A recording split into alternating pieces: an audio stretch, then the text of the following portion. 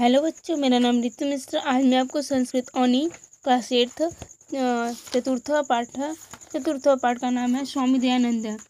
बेटा आप इस चैप्टर में पढ़ेंगे स्वामी दयानंद के बारे में कि स्वामी दयानंद जी कैसे थे। तो आइए हम इस चैप्टर को रीड करते हैं।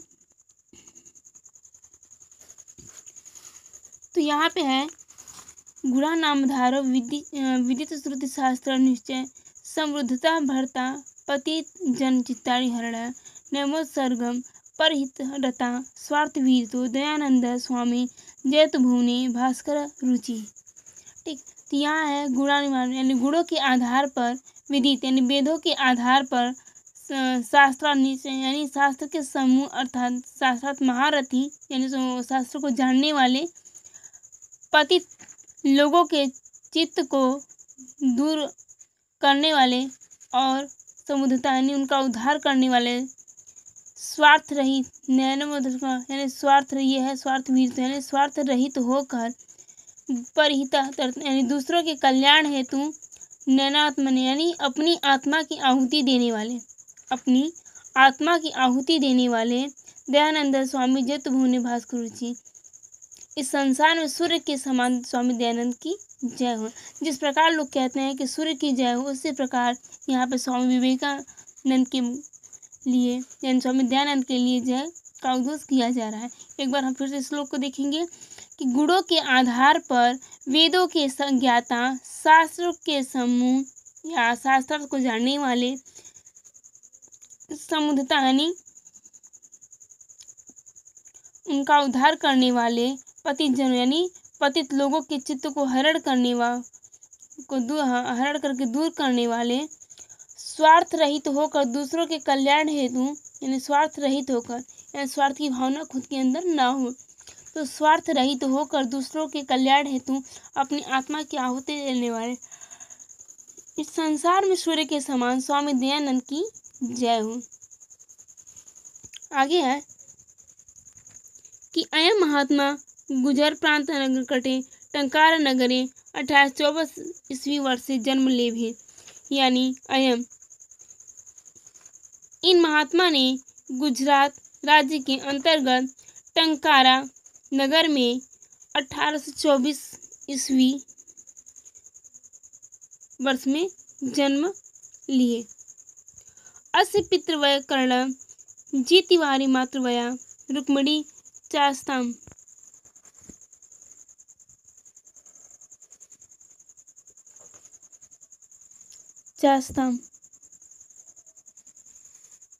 इनके पिता यानी करसर जी तिवारी और माता रुक्मणी थी। शास्त्र विधि अनुसूत जन को अस्य 10वें अनि मूलशंकर इति नाम ध्येयम अकरोत् यानी शास्त्र के विधि के अनुसार यानी अनुसरण करके इनके पिता ने 10वें दिन यानी 10वें दिन मूल शंकर का नामकरण हुआ। अष्टमे संवत्सरे एनम उपानयत अष्टमे यानी 8वें वर्ष में इनका संवत्सर यानी उपनयन संस्कार किया। 8वें वर्ष में इनका उपनयन संस्कार किया। प्राप्ते तु त्रयोदश वर्षे जनकः शिवरात्रि व्रतम आचरितुम आदिश यानी प्राप्ते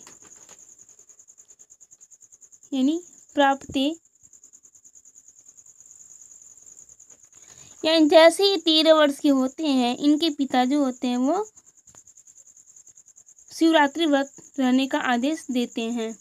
शिवरात्रि व्रत काले सनिश्चिते शिवोत्तमांगम असद नैवेद्यम अश्नतम मुसकमेकम अद्राचित यानी शिवरात्रि व्रत के समय से वह निश्चित है यानी शिवरात्रि व्रत के समय से यानी रात में शिवोत्तमांगम यानी शिवलिंग पर आसाद नैवेद्यम अश्नम यानी मुस्कमेकम अद्राचित यानी चढ़ कर प्रसाद आदि खाते हुए एक चूहे को मुस्क यानी चूहा तो मुस्का यानी यहाँ पे मुस्कने का मैंने चूहा, चूहे को देखा, चूहे को देखा। तदा चिंता पीहित वित्ति मंद ऋतु पीतरम शिव स्वरूपम अप्रछाद, यानी तब चिंता से भरे उद्वेलित मन वाले ने अपने पिता से शिव के साथ स्वरूप के विषय में पूछा, शिव जी के स्वरूप के विषय में पूछे। किमर्थम मूर्त शिव सत्य, किमर्थ, क्या यह मूर्ति स्वरूप शिव सत्य है? क्या यह मूर्ति स्वरूप शिव सत्य है? उताहो सत्य शिव अन्य एव, या सत्य शिव अन्य ही है, या सत्य शिव अन्य ही है।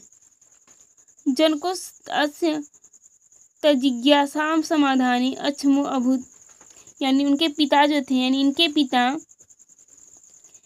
पिता इनकी जिज्ञासा का समाधान करने में असमर्थ रहे। इनकी जो इच्छा है उस इच्छा को पूर्ण करने में ये असमर्थ रहे।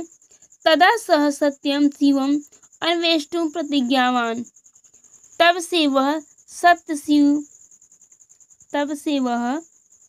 सत्य शिव को खोजने की प्रतिज्ञा की। अवेष्टुम यानी खोजने की प्रतिज्ञा की।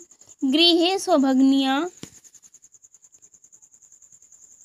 प्रतिव्यश्च निधनम विलोक्य कथम मोक्ष वाप्ति, जन्म मृत्यु बंधन ननि वृत्तिश्च स्यादिति वैराग्यम उद्भूतम, यानी घर में अपनी बहन और स्वभग्नि यानी अपनी बहन और पितृ यानी अपनी बहन और चाचा की मृत्यु को देखकर कैसे मोक्ष की प्राप्ति हो, कैसे मोक्ष की प्राप्ति हो और कैसे जन्म मृत्यु के बंधन से छुटकारा हो, कैसे जन्म बंधन की मृत्यु से छुटकारा हो, ऐसा वैराग्य उत्पन्न हो गया, ऐसा उनके मन में वैराग्य यानी त्याग उत्पन्न हो गया। सगृहम पितरो च प्रत्यज्य वन मार्गात, यानी वह घर से पितरों ने माता और पिता का परित्याग करके वन मार्ग को गए, यानी वन में चले गए।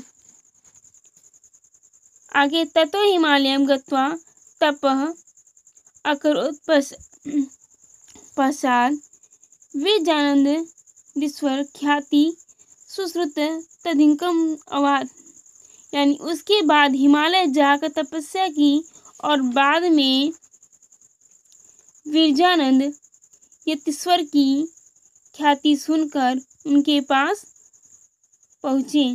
तदिकम अवाद यानी उनके पास पहुँचे। तस्मात् ज्ञान भास्कर जाकरादिकम अधिष्ठम, यानी उनके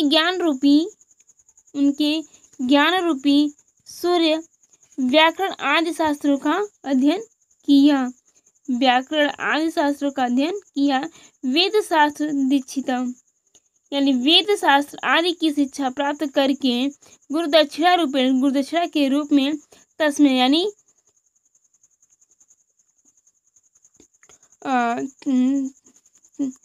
प्राप्त करके तस्मै उन्हें लवंगाने लवंग प्राच्यत यानी उन्हें दी। गुरु और गुरु ने उन्हें तम का अर्थ होता उन्हें समाधिशत यानी आदेश दिया।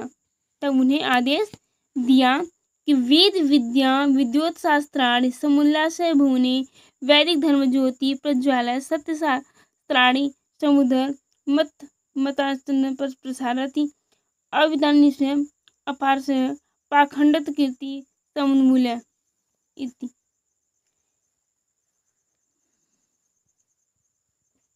यानी